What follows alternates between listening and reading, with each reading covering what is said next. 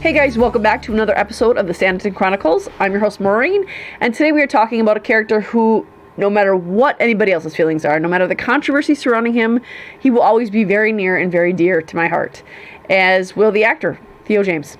So we are talking today, you guessed it, all about Sidney Parker.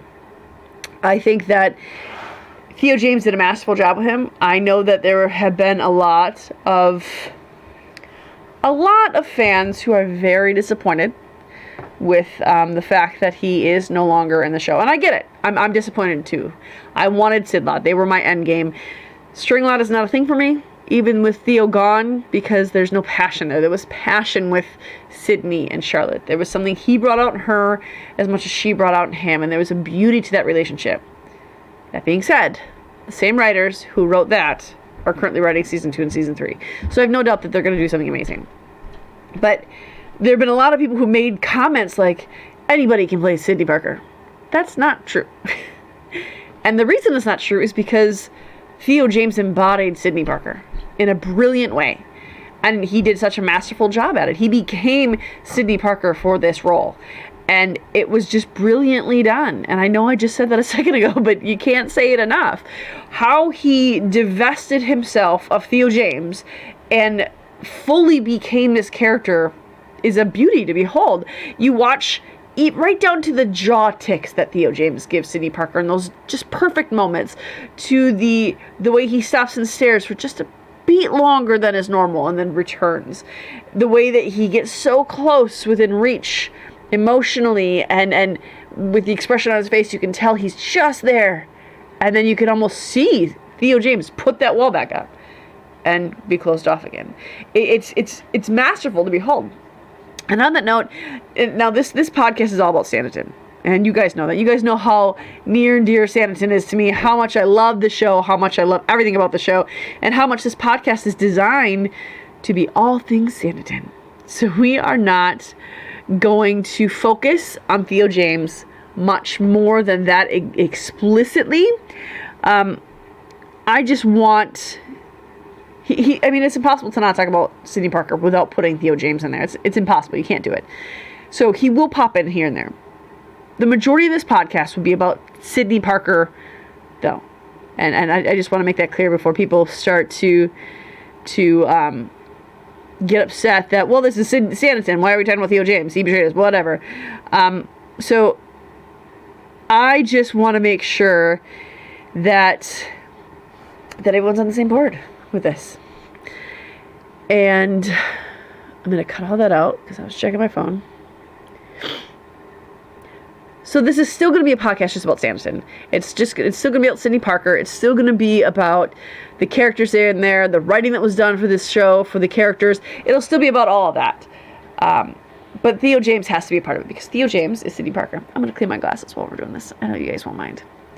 So when we first see Sidney Parker, we see him closed off, right? We see him burly, almost. We see him very, very cold, very detached is how we are greeted by Sidney Parker. And I'm going to interject here to say, guys, I didn't take notes because I've noticed when I take notes, these podcasts are like 2 hours long. So I decided not to do that today. So I'm flying by the seat of my pants. And I think that I've seen this enough to know my opinions on the show and know my opinions on Sidney. So we're just going to go from there. When we first see him, he is very standoffish. He's very cold. He's very detached. He's very intentionally cold. And I think that's the key thing that when you're looking at Sidney Parker, you need to see. That he has to work to be detached. He's not naturally that way. He's not naturally a cold man. He was burned. He was hurt by Eliza Campion. And I'm sorry, who wouldn't be hurt by being spurned by your first love in favor of an older man just because he had wealth? That to you doesn't just say you're not worth it. It also says that nothing you could do could be worth it because there will always be something better. And I think that's what Sidney walked away from that experience with, of I can't let myself get close to anybody because I cannot. Tom's the first son. He's got the kids. He's got the wife. And so although I would love to have that, I'm going to bow out of that and just let that be Tom's thing. because I refuse to get hurt ever again. I refuse to feel that kind of pain ever again. And he put that armor on. He had to work to do it, though. And I think that you can see that. I take a drink of my beautiful coffee here. I think we can see that in how he greets Charlotte. Because when he says, "new maid," he's already looking at Charlotte. He's already stared at Charlotte for a few minutes. And when he says that to Mary, he looks back at Charlotte. And at the end, Sidney's not, and we talk about this in our recap of episode 1. Sidney is not a stupid guy. He's not in any way, shape, or form. He's not stupid. We talk about this in Charlotte and Sidney's relationship too. But he remembered what her name was. He's not an idiot. And it was a 3-second conversation he had with Mary. In those 3 seconds, he forgot her name. I think that was twofold. I think, and I know that we've already said this in the relationship episode about Charlotte and Sidney, but I think this is important to reiterate to understand fully Sidney's character. I think that was twofold because, one, he wanted her to be sure, hey, listen, you don't stand a chance with me. But two, if he could be that cruel, if he could be that offhandish with her, I don't really think it was a cruel statement that he made. I think it was just very offhand, you're not important enough for me to spend time on. You're not important enough for me to learn your name. I think if he could make her feel that way about him, he knew that there would be no danger for him because she would avoid him. He wouldn't have to work to avoid this woman that he was instantly attracted to, this woman he instantly felt something for. And granted, it's probably superficial at first because it's kind of hard to fall head over heels in love with someone that instantaneously. So he likely felt at least a stirring of something, a pull of some kind, an attraction of some kind. And he knew that if he were to give into that in any way, he was in big trouble. So he fought to keep her away from him in any way he could. And I think the other reason he said, what was it, Miss, and made her say Haywood, I think he wanted to hear her voice again. And he says, Haywood, and then turns and walks away. So I think that there is this sweet vulnerability in Sidney that he has to work to keep that cold, detached persona. And that when you look at it from that perspective, everything he does from that moment out makes a little more sense why he's the right fit for Charlotte. Because if he has to work to maintain that cold, detached persona, if he has to work to be rude, if he has to work to make sure that walls stay up and people can't get close to him, then that means that's not really who he is. It means it's the opposite of who he is, which is why he and Charlotte connect so much. Charlotte helps him to see that he doesn't have to have those walls up, that he doesn't have to work to be someone he's not. He can just be Sidney Parker, and that's enough. So when we see him next is, I believe, when he's talking to Tom. And I'm not going to go scene by scene with Sidney. I probably won't even go episode by episode. We're just trying to see the growth in his character. And I think his character, of all the characters, had the most beautiful growth. And it's not because he, in episode 8, he says, hope I'm a different man now. It's not that he's a different man. It's that by the end, he was confident enough in who he was to actually be who he was, to share with someone else, to be with someone else, to trust someone else to be let in, to share something with him. That's why it's beautiful growth. It's not because he's a different man. It's not because he changed for her. He didn't change for her. He didn't change at all. And Charlotte is not cool. She's smart enough to pick that out, where she says, no, much improved. You're a better man, not a different man. And so she sees that, no, Sidney, you're not a different man at all. You have just become who you've been all along, but who you're pretending not to be. So Sidney's growth is just, it's so sweet. And it's so indicative of being who you are and being safe being who you are. And we all need a Charlotte in our lives to teach us that. Because yes, he had his brother, but his brother always needed something from him. So even with his brother, he had to be someone else. He had to be this guy who could make things happen. Yes, he got frustrated with Tom.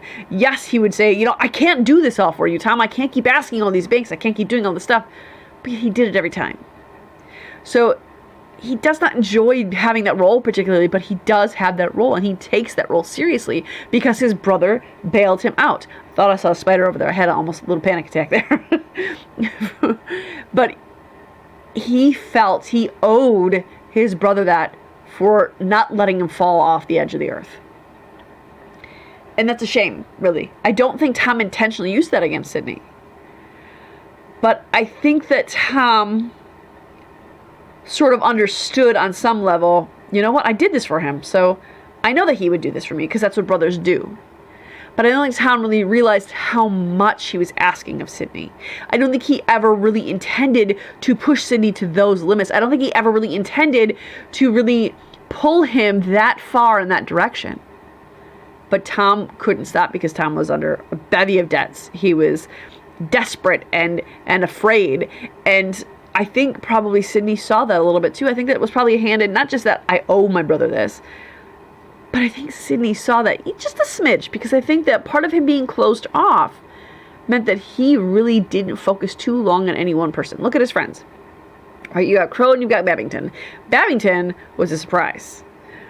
We did have a listener reach out to us, and I'm going to be responding to that email, by the way, if you are that listener, who asked for more Esther and Babington. And I want to say they are my favorite couple, hands down. Even better than Charlotte and Sidney. And I know that's taboo, but I love Esther alone, I love Babington alone, and I absolutely love them together. They are my favorite couple. Because their stories are not just growth, but their stories are redemptive. And it's so good to see someone. Esther maintained herself throughout. She was herself throughout. And the beauty there, she didn't really grow necessarily. She realized some things, but I don't think that changed her necessarily. I think she always stayed the same. But you look at Babington, and he was also essentially the same. He was a kind man. He was a sweet man. He was a giving man. But that was when he felt deeply for a person. I don't think he felt deeply for Sidney. I think he was friends with Sidney. I think he enjoyed Sidney's company. I think he enjoyed being around Sidney. But I think the reason he enjoyed it was because Sidney did not ask of him. Sidney did not ask too much of him. Sidney, in fact, didn't ask anything of anyone other than the banks for Tom. And then you look at Crow, who is hilarious. And I love his addition to Sanditon. And I think it's great. I think it's necessary. I think we need that relief that Crow brings. I love his character. But intellectually speaking, emotionally speaking, he's more of an enigma than Sidney is. Because sometimes he comes out with these really, really introspective, spot-on things. They're like, wow, good job. Didn't think you had that in you. But most of the time, he's just drunk. And yet those are two of Sidney's closest friends. They're both people of influence. They're both people of financial means. But there are people who not only does Sidney not ask much of, they do not ask much of Sidney at all. And Sidney surrounds himself with people like that. If they don't ask too much of him, then he doesn't need to be worried about them either. So these are people to spend time with. These are people to advance what he needs to advance, to be who he feels he needs to be. But they are not people that he has to be concerned about the ins and outs of their life. They are not people who he has to be concerned about. Will they be surviving? Will they run out of money? Will they fall and get hurt? Are they going to marry this woman? Even as Babbers pursued Esther, how many questions did Sidney ask about that? It was Crow that asked the questions, and Sidney just observed. And Sidney has been an outlier in every relationship he's had since Eliza. He has been an outlier because he stays on the skirts of relationships, so he does not get too attached. He does not get too deep. He does not get too involved, because that would require walls to be broken down. And so with Tom, I don't know that he picked up on how afraid and how desperate Tom is. I think what he saw from Tom was a brother who needed money, who was basically using Sidney as his bank, or as his way to have a bank, rather. So I don't know that Sidney at first saw all that. And I think with Sidney and Charlotte's conversation, when she says, you don't help your brother enough, I think that's where she's going with that. Because I think she's trying to say to Sidney that, your brother isn't just trying to use you for funding. Your brother's desperate and afraid, and you are not doing enough for that. You're not helping him enough in that way. So maybe she wasn't talking monetarily alone. Maybe she was also talking about emotionally. Your brother's desperate. He's afraid. Can you not help him with that? Can you not calm his fears? Can you not abate his worries? In Sidney, we see in episode 3 towards the end when he's about to say no to Tom again, and then he sees Charlotte off in the corner and he's like, how much do you need, brother? I'm paraphrasing that, but he basically says that. It's because he's trying to see what Charlotte sees in him. And once Charlotte opens that door for Sidney, he can't close it. Because that's really who he is. And he's had such a tight rein on that. That once he starts to let it open, once he starts to open that door, he can't get it closed again. Because he no longer has that white knuckle grip on it. He's loosened it. So it's gone too far. And he can't pull it back in. So I think once that happens, we see him through the rest of the first season sort of defining that in other people and letting that out of himself. And in episode 1, I think it was really, really telling of what Sidney is looking for. I think he's attracted to Charlotte. Obviously, the first moment when he sees her, he's attracted to her because she's beautiful. I mean, Rose Williams, stunning. Just stunning person. Stunningly beautiful. Stunning personality. And Charlotte is the same way. Charlotte is beautiful. And Sidney is drawn to that. Also, I'd like to point out, she's the opposite of Eliza. Eliza is beautiful. Rachel Kearney is beautiful. But she's tall. She's very thin. She's got the blonde hair, the fair skin. Whereas Charlotte is... she's not necessarily very tall. She's not short, but I mean, she's at an average height. But she's got this...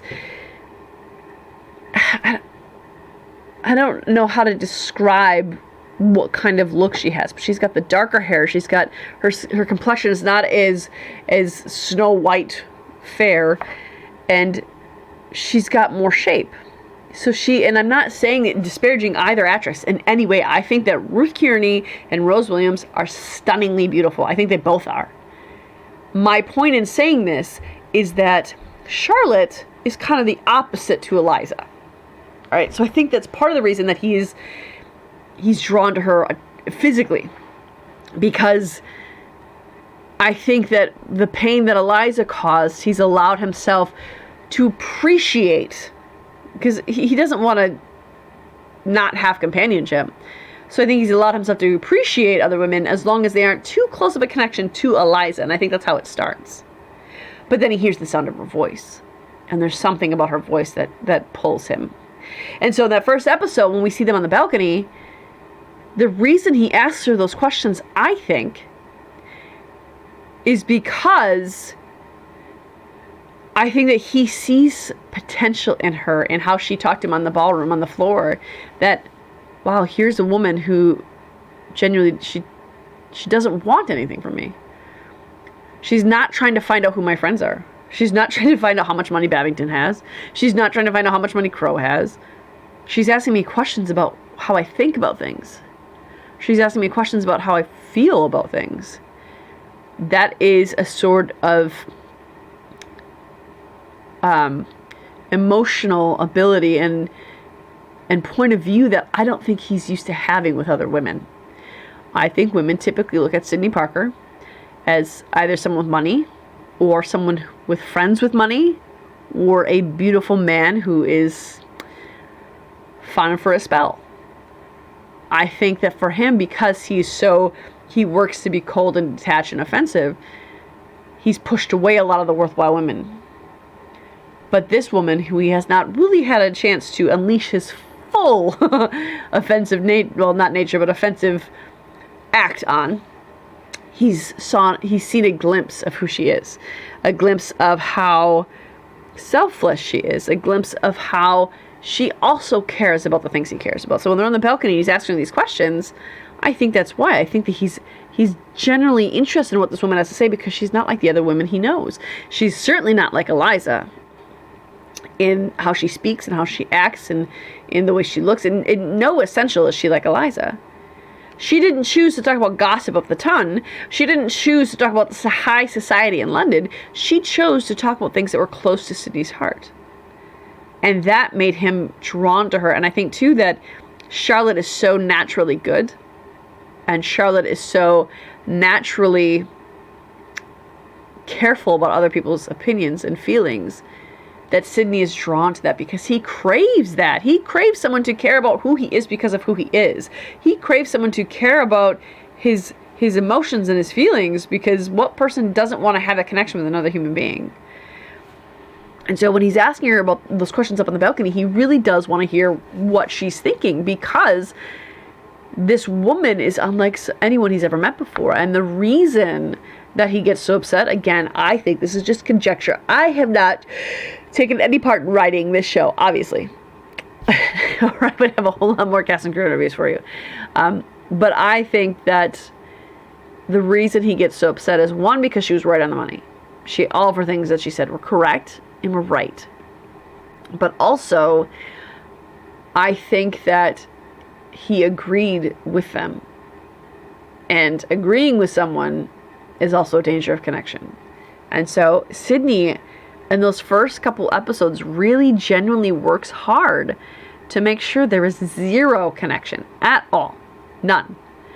But he can't help himself, as we see in, when they go to the luncheon. Of course, by then he's further enthralled with her, because she openly fights with him, openly tells him that, you should care about people's feelings, and I can see that you care. I can tell that you are not this person you pretend to be. I know you're not. Nonetheless, you're hurting me. And he has never been spoken to like that before, especially not by a woman, because people usually need something from him. And I think Sidney has learned that if someone is kind to you, if someone wants to be around you, it's simply because they need something. No other reason, no other motive can be possible. And then when he talks to her again, he cannot help himself, because again, it's like, I'm going to bring up a reference that I'm probably going to get mocked for by you guys. And please be gentle, please be kind. Okay, go with me. This has relevance, I promise. In Twilight, in the books, the movie Twilight by Stephanie, or the show Twilight, oh my gosh, the books Twilight, and it's 4 books in one series by Stephanie Meyer. Oh my gosh, Alice, it feels weird to talk about this on this podcast. Alice is a Cullen, she's a vampire, and Jacob, whose last name I don't remember, is a werewolf. And when he's around, she can't see the future. And it calms her mind, and it makes her feel more peaceful. It takes away the headaches. So she, towards the end of the series, likes to cuddle up next to him, not out of love, not out of a physical attraction, not out of desire or romantic notion of any kind, but simply because being near him soothes her. And that's kind of what it is like for Sidney and Charlotte. Being near Charlotte, I think, soothes his soul. I think his soul is weary. I think his soul is tired. And I think he has got to be exhausted after 10 years of putting on this persona, this mask, this armor every single day. Imagine being a soldier in the Middle Ages when you had to wear all the chainmail, right? Wearing that head-to-toe chainmail, and the shield on top of that, and the breastplate on top of that, and the metal shoes. Or they didn't have metal shoes, I don't think. But the shoes and the armor and the weaponry and all that, carrying that every single day for 10 years. Wearing that every day for 10 years. That's essentially what Sidney Parker's doing. He's tired. He's battle weary. And Charlotte brings a sort of solace, even when she's yelling at him. Because her words are selfless. Her words, even though she's yelling, and even though she's critiquing him, even though she's saying, why are you like this? Just stop doing this. They're still kind. Because they're seeking to help him better his character. So they are kind words. They are not a desire to be with him, not a desire to have something from him or take something from him. It's a desire to help him. It's a desire to make Sidney feel better. And Sidney is drawn to that because that soothes his battle-weary soul. Sidney is drawn to that because it gives his mind peace. It gives him a feeling of relief, knowing that there is someone else who just cares for Sidney because he's Sidney. And that's the start of when he drops it all. He obviously can't look away from her from that point on. He's obviously pretty smitten with her. I mean, I don't know about you, but when I have a true issue with someone, I don't really go around them that much. I don't watch them from across the room. I don't watch them in whatever room I'm in. When they're meeting with Dr. Fuchs in in Lady Denham's house, he still is watching her. He's still looking after her.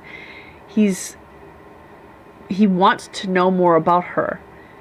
And I think that's why he leaves Lady Denham's house, because he is afraid of saying too much. He's afraid of asking more of her. He's afraid of asking her to give him more because he knows he'll take it.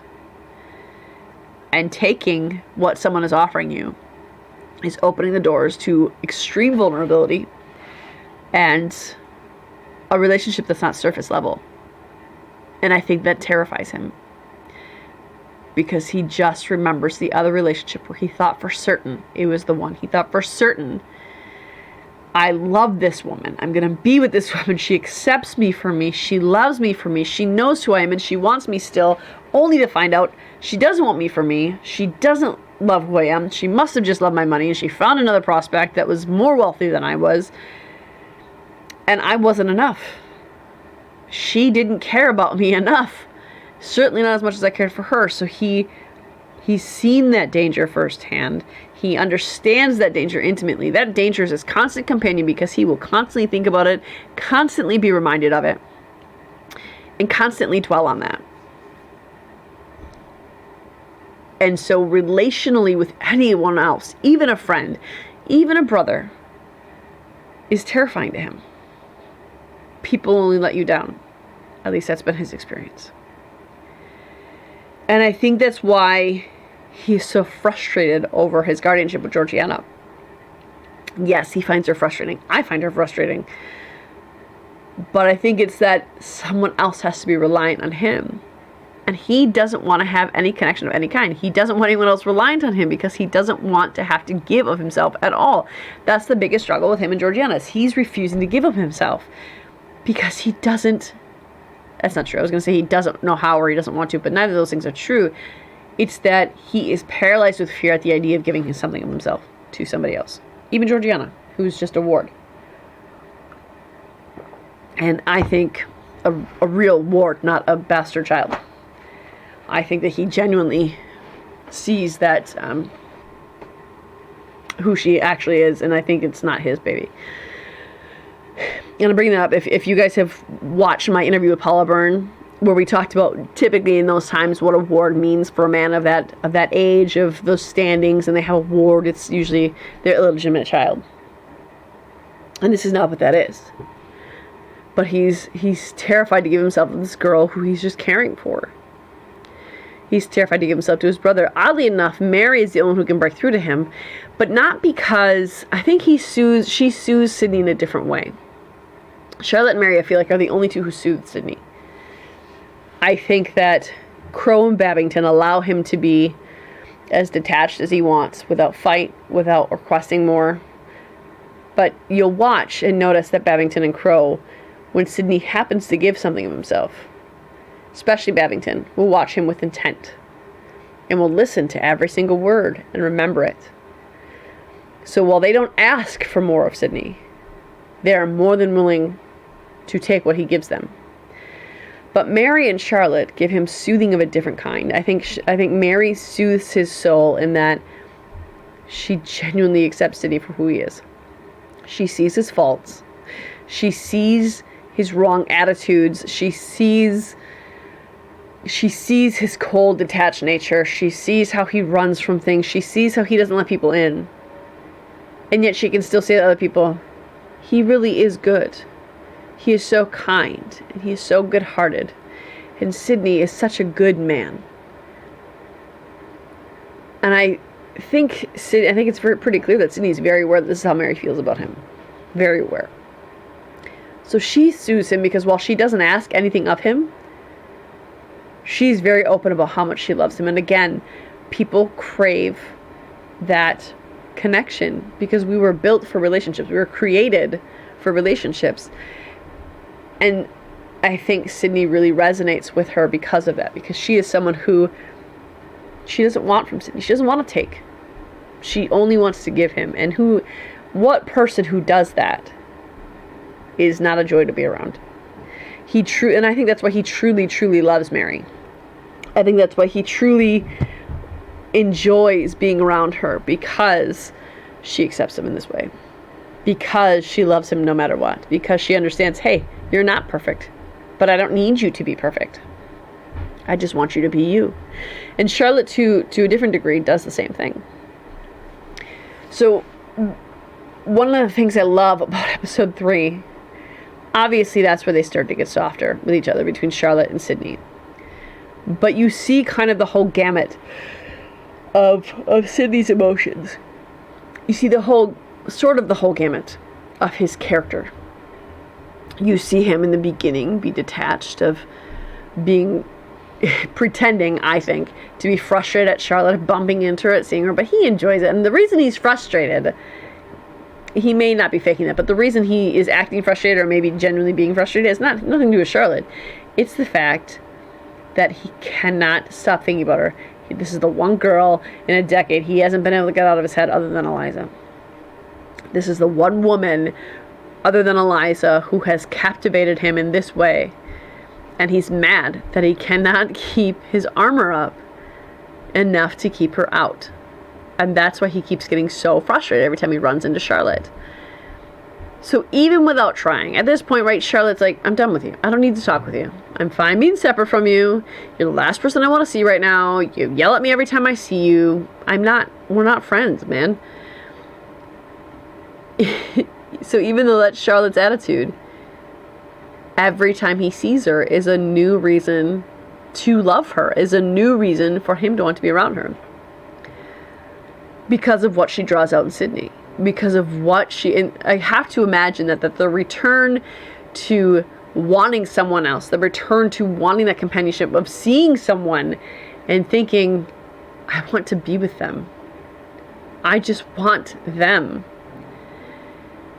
There has to be a sort of relief to that, I would think.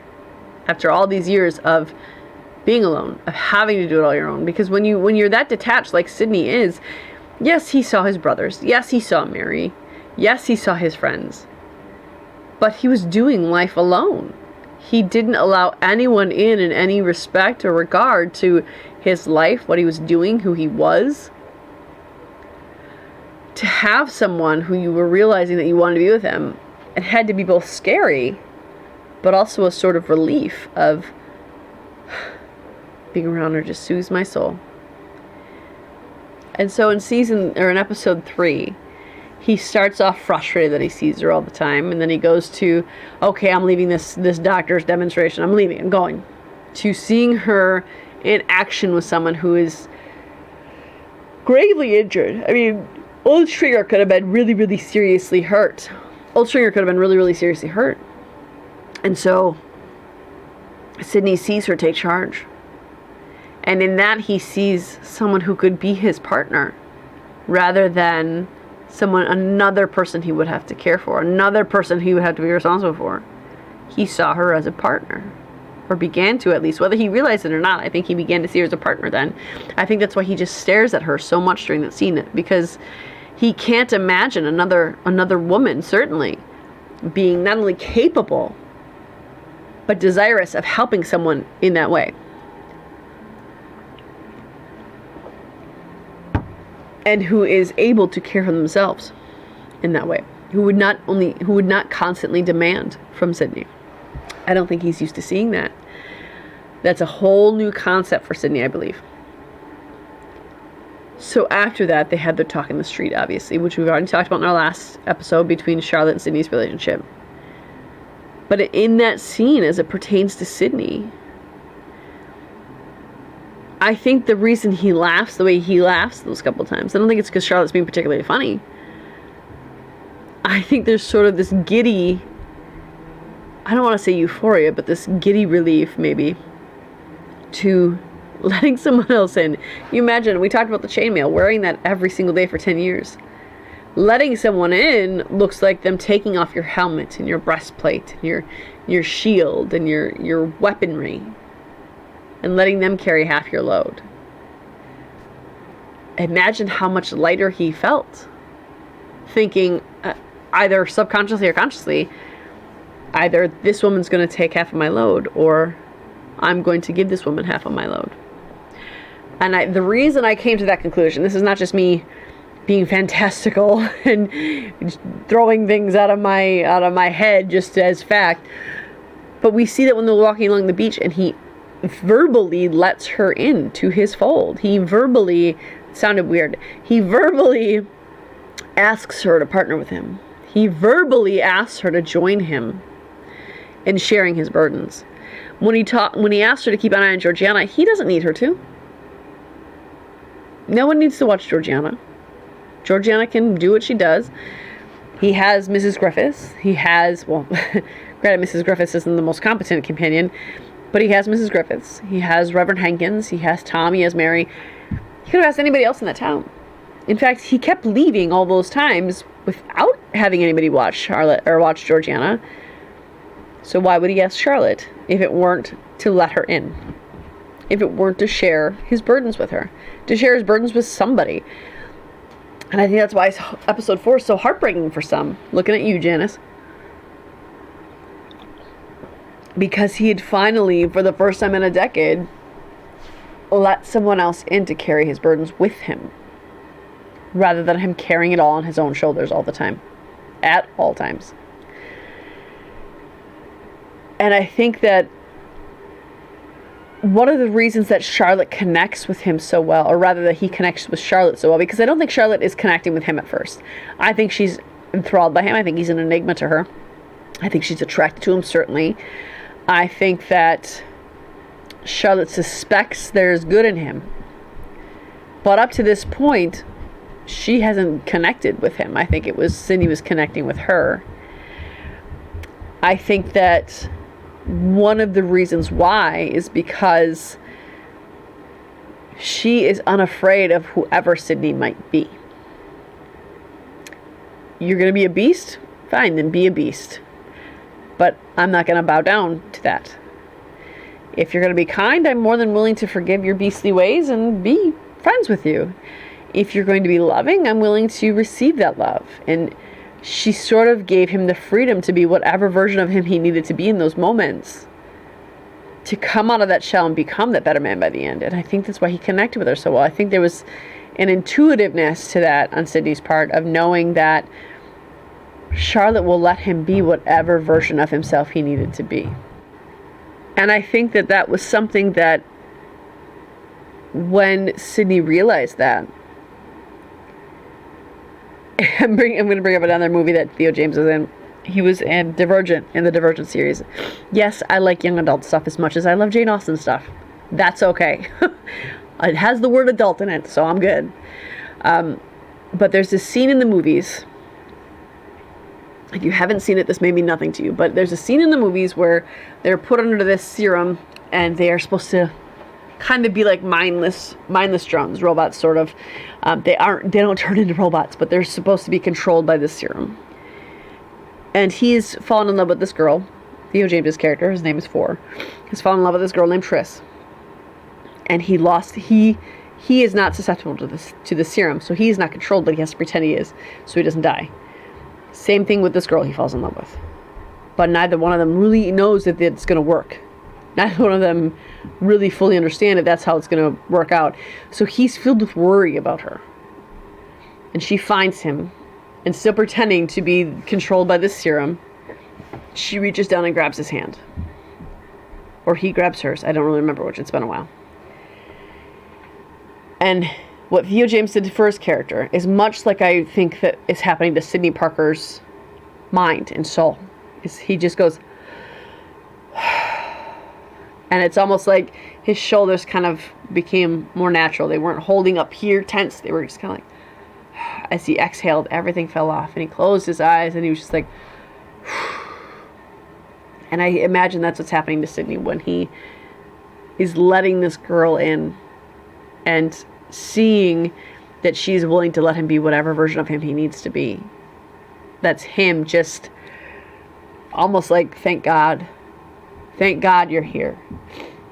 Thank God that I have you to let me be me.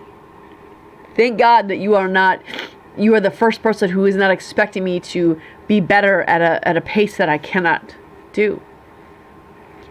And so that connection is really born out of that, I think. And I think that is the basis for a really good relationship. And of course, episode 4 happens, and Sidney is just so hurt by this girl that he thought he was right in his first assumption, but this kind of blows it all in the water. I mean, it's kind of hard to explain away why she's openly mocking him, not even just in the street, but to this girl who he is supposed to have authority over, to this girl who has been causing Sidney so much pain, and to this boy who clearly knows he's not supposed to be with this girl, and Charlotte's helping them break the rules. It's hard to explain that away. And so Sidney is rightly so hurt that this girl who he gave so much benefit of the doubt to, who he allowed to be his partner, who he shared his burdens with, who he opened up for, seemingly thinks no better of him than anybody else. Seemingly sees him as just a joke for hire. Sees him as someone to be mocked, to not be taken seriously. Someone who is not worthy of time or affection. And I think that's why, again, this is something Theo James does really, really well in almost all the roles he plays in. I haven't seen everything he's done. That's why I say almost all. That scene where they're yelling at each other in the street, and he kind of says, you speak out of turn. And he says you speak out of turn, but he's almost like whispering it to her. Because he is so, it's like this has caused him, that wound from Eliza is starting to reopen, and it's caused him so much pain as to almost take his breath away. And as you can kind of see that fight in him as he's talking to her to kind of build up those walls again. And that's when he explodes. That is enough! Because he's erected what walls can be salvaged, which is not all. Because we can see in episode 5 that he is still desperately drawn to her, watching her every move. And I love that scene in Mrs. Griffith's, I don't know, is it parlor of the boarding school, of the boarding house, where, and I know Mrs. Griffiths isn't a boarder, she's a companion, but it says Mrs. Griffith's School for Girls, I believe.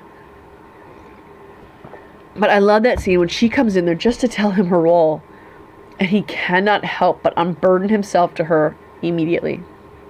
Because remember, he asked her to share in this burden with him. He asked her to share in this journey with him, to be his partner, to come alongside him. He's asked her to do this. And so Sidney is not one who takes his word back. Sidney is not one who goes back on his word unless severely provoked or out of extreme need. But also, as it comes to Charlotte, he is still woefully in love with this woman. He is still woefully drawn to her. He is compelled to her side. He's drawn to her in ways I don't even think he fully understands. But the mere sight of her has him pouring out his troubles to her. And he says immediately, she's nowhere to be seen. We can't find her. There's no trace of her. She's gone. And Sidney is very vulnerable in that moment. And you can tell by the sound of his voice, by the way he's facing, the expression on his face, he's horrified and terrified, and he's letting her see it all. When Stringer comes in, he's a little more composed. Stringer hasn't earned that. Not to Sidney. So you see that contrast there between when Stringer comes in to talk to him and when Charlotte does. And again, when she says, I helped him, it's like, are you kidding me? I keep giving myself to you, and you keep abusing me in some way. And so I think his anger is justified there, obviously. I mean, I think part of him, after their fight in the street, hoped that she would see that he was a good enough man to have real legitimate reasons for keeping Otis away from Georgiana. That he wasn't so cruel as to keep them away just because that's who she wanted. And he certainly wasn't cruel enough to keep them apart just because he was black. And I think part of him had hoped that she would see, understand, and know that. And when she didn't, he's no longer sad. I mean, I'm sure he is sad, but he's not displaying that. What he's displaying is anger at, I just did it again. I was angry with her, I shut her off, and then I let her back in the moment I saw her face, and I was in distress, and now he's mad at himself, so he's exploding at her because he's also mad at her for doing that. But then in London, I love that scene where he has Otis up against the wall, and it's Charlotte. She just knows if she can get in his eye line, that he'll back off trying to kill Otis. Because part of that is, yeah, Charlotte's intuitiveness. But she's intuitive enough to understand that he trusts her. He values her, even though he's angry. And it's partly her trying to earn his trust back. But it's her knowing and seeing Sidney the way no one else sees Sidney or knows Sidney. It's knowing that underneath everything, he is a good man. And he is for so long let his fear and his self-loathing, I really think there's a lot of self-loathing, we'll dig into that in a minute. But I think he spent so much time letting that stuff really get to him, letting that stuff really control him, to the point that she just knew that if he could hear reason, that would no longer have control over him. And so that's what Scarlett does for Sidney in that moment. Did I say Scarlett? I meant Charlotte. And Sidney allows that because for all of the anger he feels towards Charlotte, for all of the fear that he has, I think he genuinely does want to be this better man that he has started to become again. I don't think that he would get the devotion of his siblings, the devotion of his friends, if there wasn't some goodness to him. And even Babington sees that he's worthwhile by waiting for those little nuggets that Sidney leaves. And so Charlotte, even when she's angry at him, speaks not to the man he portrays, but every time she's angry at him, speaks to the man that he actually is. And again, that's why Sidney connects with her. At the luncheon, she spoke to the man he is, the man he actually is, by chastising him, by saying, why would you be doing this? Why don't you try this? In the streets, when he says, I don't care about you at all, she says, if you didn't care, then why would you be so offensive? And so even in that moment there, she says, stop. What good will it do? Because she knows he'll stop. Because she knows who he really is. And who he really is a man who's worthy of love, which makes me so mad. You know, of all the reasons for Sidney not coming back, even more than not getting a Sidlot happy ending, is that knowing that Sidney is now going to spend a lifetime with Eliza, who does not love him, who sees him as a prize to be won, who is now lording over the fact that, hey, I'm your boss, and you're going to do what I say, and it's going to be my time, or I'm going to make your town suffer. I'm going to make your family suffer. I'm going to make your brother suffer if you don't do what I require of you. That's who Sidney has to spend a lifetime with. But Charlotte saw who he was and saw that he actually does have value. Sidney is worthy of being loved by a good woman because he is a good man. And his self-loathing, I think, comes from the fact that he just genuinely believes the message that Eliza sent to him. That he's not worthy of it. He's not worthy of goodness. He's not worthy of a good woman. If he's not worthy of any of that stuff, then he's worth nothing. So I think that over time, he also begins to not just dislike, but distrust himself. And I think you can kind of see that in, I don't know if I can really pinpoint, I don't know if I have an example that I can give where I get that from. It's just like intuition of seeing this character. And I think Jane Austen always wrote our heroes with a bit of self-loathing, because that means that they're a little bit more aware of themselves and their faults rather than putting on this air of perfection. So maybe I'm just assuming Sidney is self-loathing. But I do think that he gets angry at himself for allowing these women and these people in to hurt and to wound him. But I think even with his brother, I think that's a struggle for him to let Tom in. And you see that in the one time he explodes at Tom and says, I will own my own mistakes, Mom, but I cannot, Mom. I will own my own mistakes, Tom, but I cannot own yours. And that's what he's been doing. And I think that not only does his relationship, even though that's in episode 4, right? When he's just had the fight with Charlotte, he's ticked off, he's mad that he's in this position, he's mad that this woman that he cares for very, very deeply, quite possibly loves at that moment, he's mad that she has done this to him, that she's treated him this way. And yet, he's out of that relationship, out of that connection, out of him trusting her, he's starting to see himself too in what he's doing. And I think he's realized that he is just doing whatever Tom asks because I think that he feels almost shame and guilt over Tom having to bail him out and over, well, I owe him this. He shouldn't owe Tom anything. That's what a brother does for a brother. And I think on the other hand too, there's probably a little bit, that's probably when he realized he was a little bit self-loathing of, maybe he's punishing himself a little bit for the need to be rescued in the first place. And he can't leave a debt unpaid. So in that moment, he's like, listen, I will own that years ago I made that mistake. I will own that years ago you had to bail me out. I will own that I was within the grips of despair and I was close to falling off the edge. And you had to come and rescue me. I will own that. But I cannot own that you continue to mismanage this town and misfund this town and expect me to come in and pick up the pieces because you saved me once. So even in his anger at Charlotte, even in his pain, Charlotte has managed to open up this door in Sidney where he can actually begin to see himself as somebody worthy of a fair relationship. Yeah, Tom gets angry at him there. Like, what am I supposed to do now, Sidney? And Sidney says a great thing. And yeah, he's angry when he says it, but he's spot on. Try living within your means. That might help.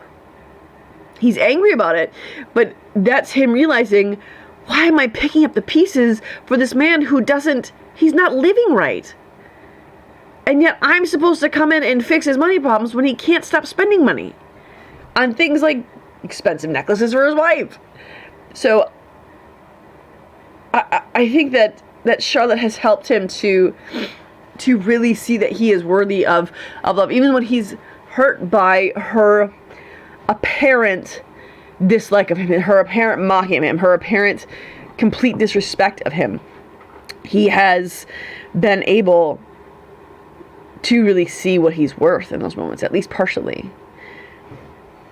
And then moving into staying in the London topic, he stares at Charlotte a lot, obviously, because they're in a carriage together. But it's more than that. I think part of him staring at her and watching her in that carriage was trying to figure out how he could deserve her, or what he can do to deserve her, or what he has done, rather, to deserve her. Because I think he's self-loathing enough to think she's not interested in me that way, but he knows that he is, if not fully in love with her, he knows that he has a very steep line that he's walking, and he knows that he's going to be full-fledged in love with her if he doesn't already realize he's in love with her. And so, as he's sitting in this carriage with her, thinking, I love this woman. How can I be worthy of her? She's throwing all these accusations at him, and he's angry. And anger is I think anger is Sidney's safest emotion. Over joy, over sadness, over fear, over pain. I think anger is his most comfortable emotion. Anger turns away a multitude of things. Anger covers a multitude of things. It doesn't heal it, but it covers a multitude of things.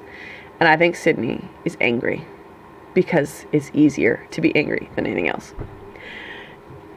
I think that's evident because when they're searching for Georgiana, he's frantically searching not because, I've got to catch this kid again. He's frantically searching because he's genuinely afraid for what's going to happen to Georgiana. He hasn't been a very good guardian because he can't give him himself, but he cares for that girl. He cares for her deeply. He was given charge over her. He's annoyed by it because he can't give him himself and he knows he needs to. And I think part of him is annoyed because he knows that he can't live up to the standard of caring for this girl because he can't give of himself. So I think his annoyance is not all at Georgiana, although a great deal of it probably is because she's incredibly immature and is spiteful on purpose. And she's cruel on purpose And that comes with immaturity. It's not that she's a bad person. It's that she is someone who doesn't understand the ways of the world, who is incredibly immature, and has just had her first heartbreak. And it's not by the boy's choice. It is by someone who she was forced to part with. So I think that Sidney genuinely cares for Georgiana, and I think his anger here is not really anger. I think it's fear. Fear of what's going to happen, especially when Charlotte is asking him, he's a good man. He's like, are you really that naive? Once they marry, all of her money transfers to him, and he's, in that moment, you kind of see a crack in him that he's not angry because he's angry. He's angry because he's afraid that Georgiana is going to be severely, cruelly, and fully taken advantage of, to the point that she'll be decimated, at least financially. And once in that time period, if you are decimated financially, you have nothing.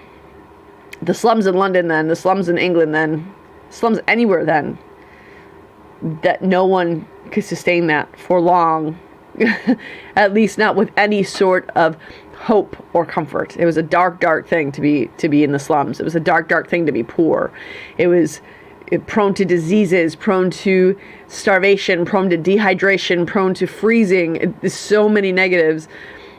And Sidney is genuinely afraid that this man is going to use up all of Georgiana's resources because he's a constant gambler. And Sidney has found this out. And the other aspect is when she's saying, I'd rather be naive than insensitive of feeling. And I think that's the moment that kind of broke him. And I think the reason it broke him a little bit is when he says, "Is that really what you think of me?" But he says it so softly and so sadly. And I think the reason is because she has been the only one to really see who he is. She has been the only one who really saw Sidney as Sidney was. And she couldn't see that he is a man who feels so deeply. That he is a man that once you are in his life and once he cares for you, he will move heaven and earth to save you. She didn't see that. And I think that to him was kind of like, I had hope that you really knew who I was. That you, who were the only one who could ever see me, could actually recognize that that's also who I am. And if you don't, then nobody's going to recognize who I am. Not even me. And I think it's kind of where that sadness came from. And I think the turning point, honestly, for him was the shame he felt when he took her to that boarding house. To the madam and her bordello. He didn't fight with her in there, other than, "I thought I told you to wait." And when they're leaving, I can't remember what he says to her. Oh, he says, when she says, "Is that your idea of love then?" And he says, "That will do."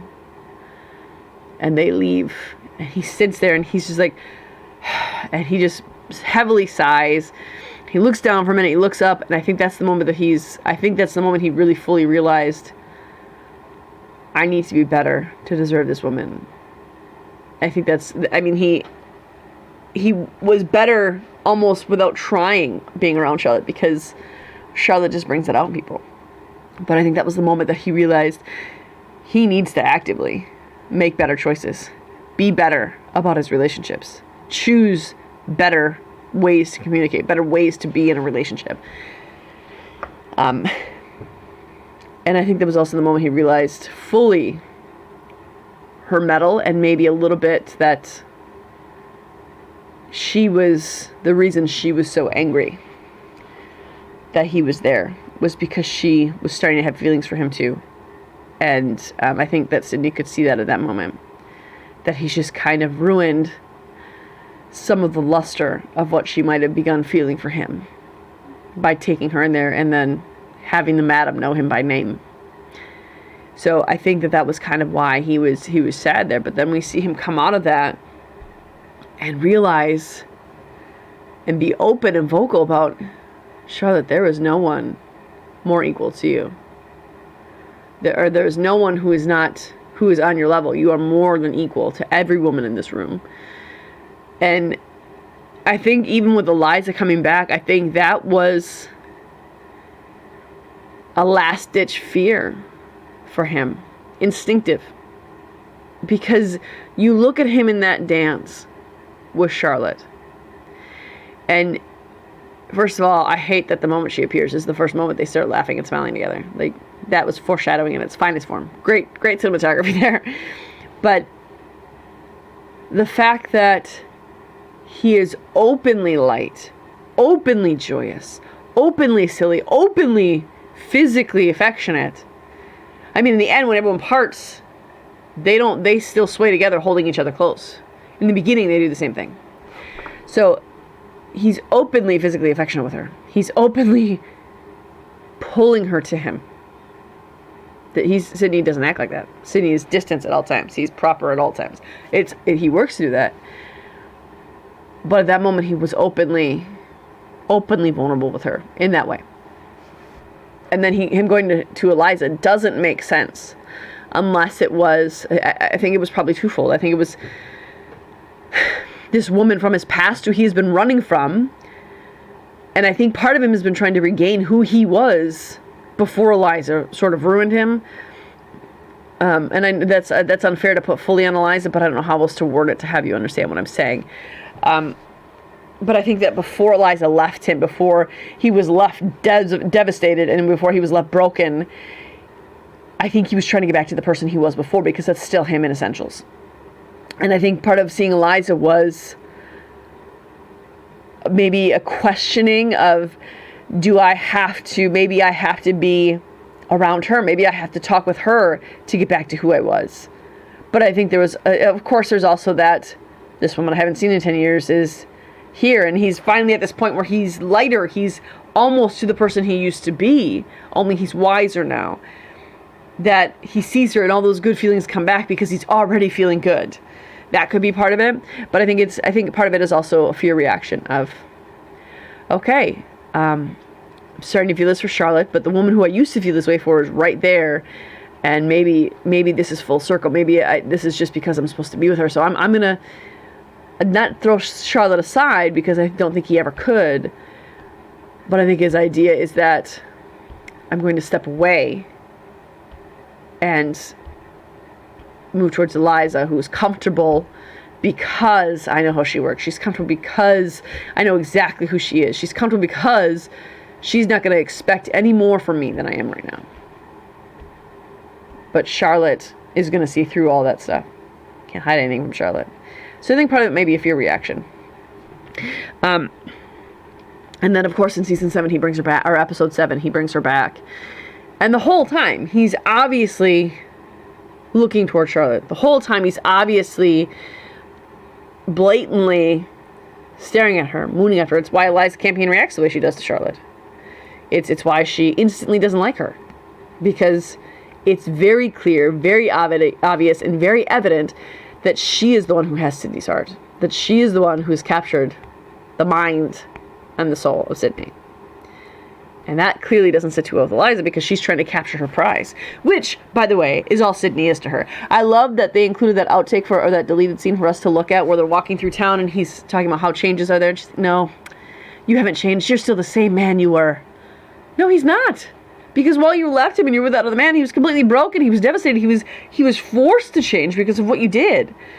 So no, he's not the same man. Even if he does choose you, he's not the same man. And I still don't maintain he chose her. I think he felt cornered, and I think he felt there was no other way out. And that's why he ended up with her. But anyway, that's a little bit later. But I think that I'm glad that they put that in there, because that shows exactly who Eliza is. Eliza sees a prize to be won. Eliza sees an opportunity to get one up on another woman, but also to reclaim her innocence. She chose an old man that she didn't love, that she didn't have any relationship with, who, if he was older than her and wealthier, you have to imagine she probably wasn't that attracted to him. It was just a financial thing, nothing more. And here Sidney is this beautiful specimen of a man who she used to be with and thinking about marrying and probably fantasize about a little bit, and she's most likely in the mode of okay, now it's time for you to make me feel like a woman again. It's time for you to make me feel loved and adored and worshipped, which is probably what he did before because they were young. He made her feel loved and worshipped and adored. And those are two things I think Eliza Campion needs, is adoration, is worshipping who she is, making her feel like a goddess. And that's just not who Sidney is anymore, because he doesn't look at the same things as valuable that he used to look at, because he's met Charlotte and she showed him what real value is in a woman. He's shown him what real value is in not just a relationship that's romantic, but a friendship. She's shown him what real worth and value is. And so he craves that. Once Eliza is back with him, he cannot help but crave it.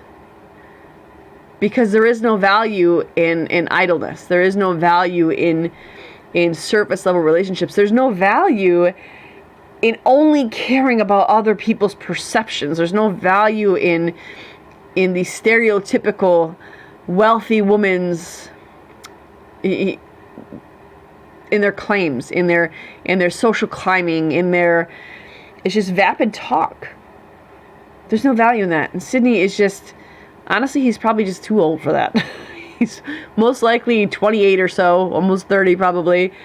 He's just too old for that. He has no interest in it. Because he's wise enough now to know that, what is the point in that? What I want is someone who understands me, who challenges me, who wants me because of who I am, not who I was, and who longs to make me better. And I want someone who I can make better. And I think the fact that he chooses to stay just shows exactly how much he has grown as a character, because it would have been easy to leave with Eliza. It would have been easy. He's done it before. She's clearly into him. She's clearly has money that's not a concern anymore. So she wants what she wants and she'll fight to get it. So it would have been easy. But Sidney saw enough worth of himself to not put up with that. To not strap himself to someone who cared so little, not just for him but his family and for his life and who he was, that he decided to stay with the one who did care for him and did care for his family and did care about the kind of person he was. Eliza didn't care about that. Eliza cared about winning. Eliza cared about the Parker name. Eliza cared about making a good match. She cared about returning childish pursuits to innocence, because she's had to deal with an old man for the last 10 years. So those last two, you really see him come full circle. Even in the dance in episode 8, when he sits on the outskirts and has to watch her dance with all these people. He didn't blow up. He didn't erupt. Yes, he wanted to be with her. He wanted to hold her. He wanted to be near her. That was evident that he longed for her. But when Babington came up to him, he was just watching Charlotte with a smile on his face. He wasn't even near her. He was watching her with a smile on his face. Because knowing that he had the love of someone who was worth it made all the sense in the world to him, because he now saw who he was and that he was worth it. But also knowing that he had Charlotte's affections was enough to make him feel secure. And to see him off on the side, watching her, she danced with other men, just smiling, happy that she's happy that she's doing something that she thoroughly enjoys. The glances back at Sidney, I'm sure, don't hurt. She's seeing him and she can't keep her eyes on him. I'm sure that's gratifying for him. And the Sidney that was kind of I guess I don't ever think he was self-serving. The Sidney who was very in control of what happens to him.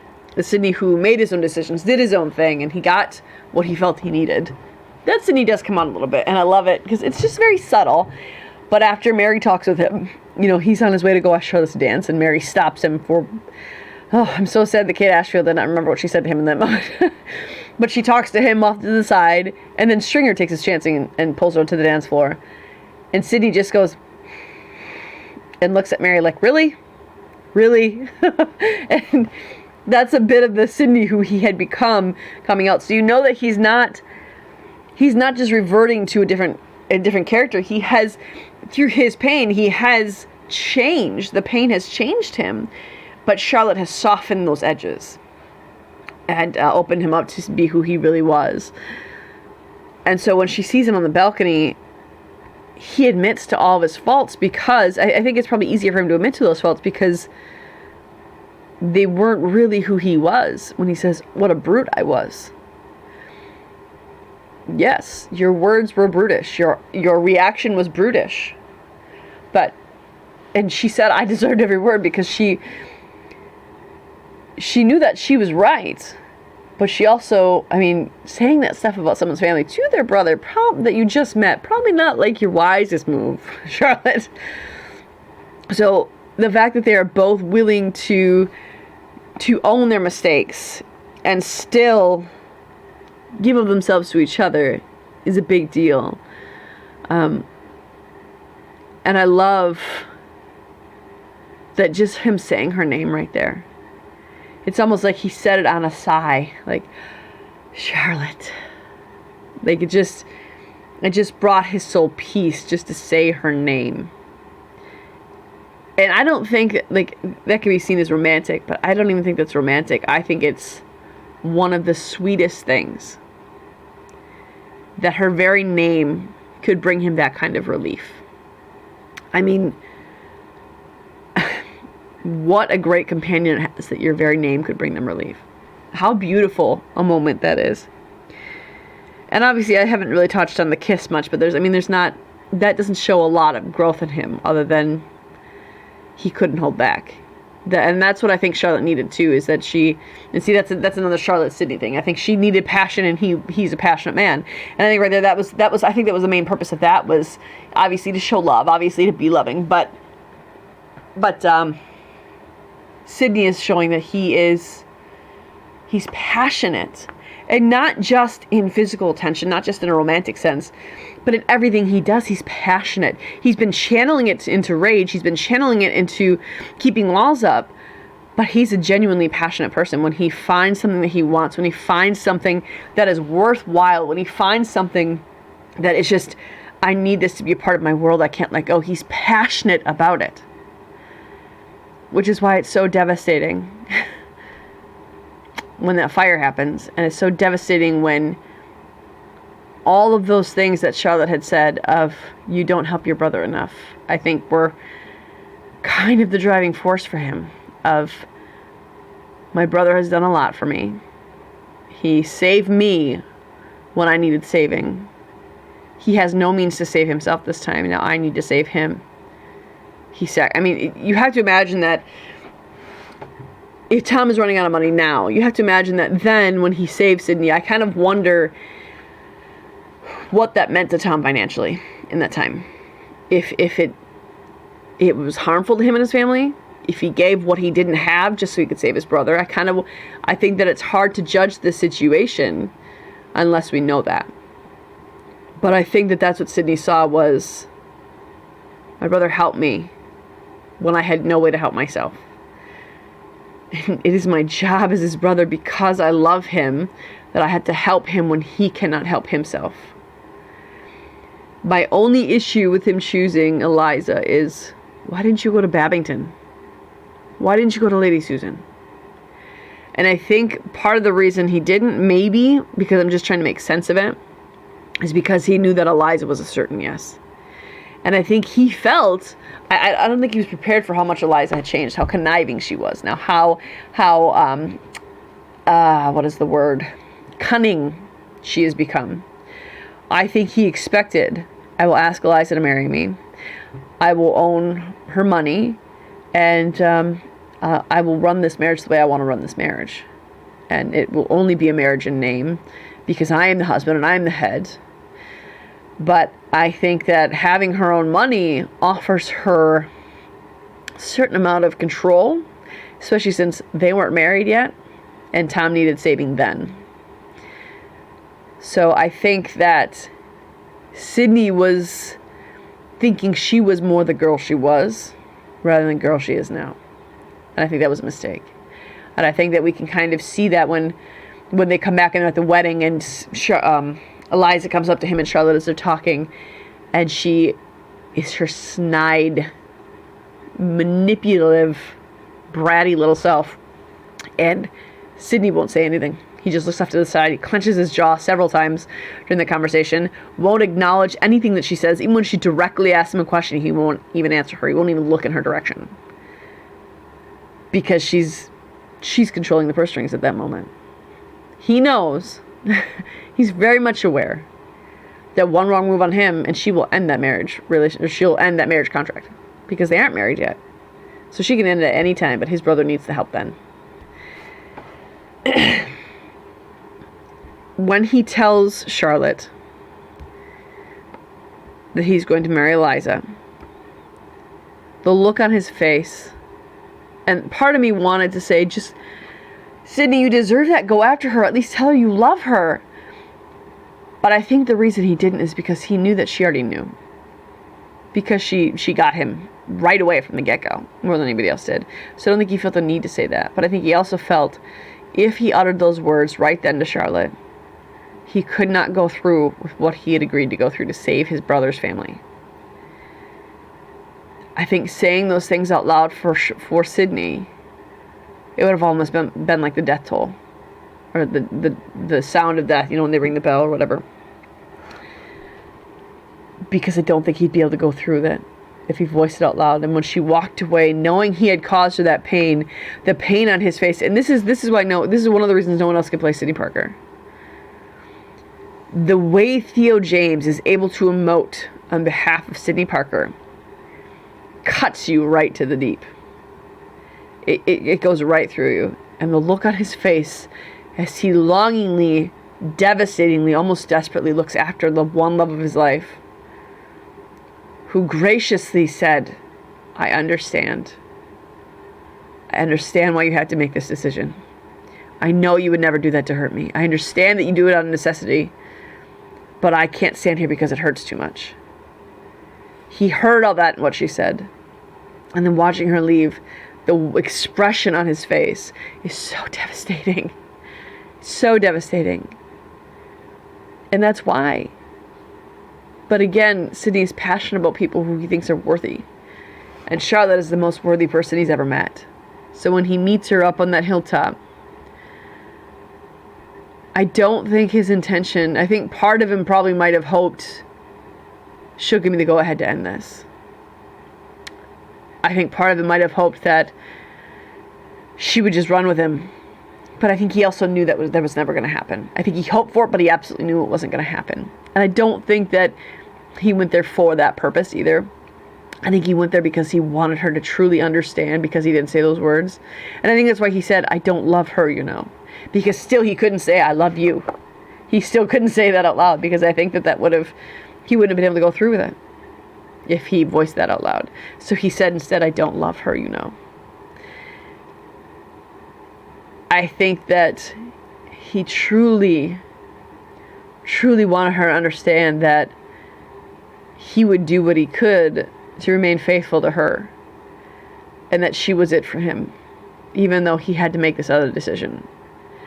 He wanted her to really understand that. And her response, I think, cut him even more. And you could see when she said that, he's like, you're right, yes, you're right, you're right. And he kind of smiled. It was a whole different wall being put up. And I think that was to try to not cause her more pain. And I think it was to stop his own pain. But then as the carriage is leaving, and it's sad that this is the last image we're ever going to get of Sidney Parker, longingly, desperately, devastatingly staring after her carriage. And I like the imagery of him heavy breathing, because it's like he's trying to catch his breath. A very part of him is being ripped away from him, and he's powerless to stop it. I mean, he's come so far through this series. He's come so far. He's grown so much. Charlotte has brought out so much good in him. Charlotte has brought out exactly who he was, and he allowed her in. To see him have to be forced with someone he does not love. Not only does he not love, but he cannot stand. And if you're going to argue with me that he likes Eliza in some way, I mean, you're going to have to prove that to me. Because the Babington's wedding, I think, proved pretty solidly he cannot stand her. I think that proved pretty solidly she's absolutely bribing and blackmailing him. I hold the money. And if you're going to disobey me, if you're going to go against what I'm telling you to do, then I'm not giving your town money. And you can just go off and live by yourself in the poorhouse. I think she's 100% blackmailing him. And I think that she's blackmailing him against specifically Charlotte. And I don't think there's any greater way, faster way to get Charlotte's hatred for you other than attacking the one person who he gives more value to than anyone else on earth. So I think that's really all that we can say. No, that's not all we can say. I think we've pretty well covered his growth from beginning to end, who he was, who he became, who he was in the end, his return to Sidney Parker, because I think when he was the cold and off-putting and offensive, I don't think he was actually being Sidney Parker. So we see the return to Sidney Parker in the end, and it's beautiful, and it's sweet, and it's good, and it's so sad. I hope that I'm just as curious to see what the writers are going to do with his storyline as I am to see what they're going to do with season 2 and season 3. Because even though Theo James isn't coming back, man, I just hope those writers give Sidney Parker such a better happy ending than being saddled for life with that woman. And I know that I speak kind of passionately about this, but I think this fandom pretty much understands. I mean, this fandom took his not returning pretty personally. So I think we all understand that. Well, we understand these are fictional characters. These are not real people. There's just actors and actresses playing these people. Totally understand that. Totally get that. But we are very possessive over these characters because they have become our characters. They have become our friends. They've become our family as we've watched them over and over and over and over again over the last, 2 years now? So we're protective of them, just as the writers are protective of them because they have become ours. Writers, you did too good of a job with Sidney Parker. You did, because you made us all love him so deeply and so completely. So I know that you're going to be able to do that with a second love or a second interest. Even if Shirley doesn't end up loving, I would like to see her married with kids, because I mean, that's that time period. That was the sweet spot for women. So I really hope to see that.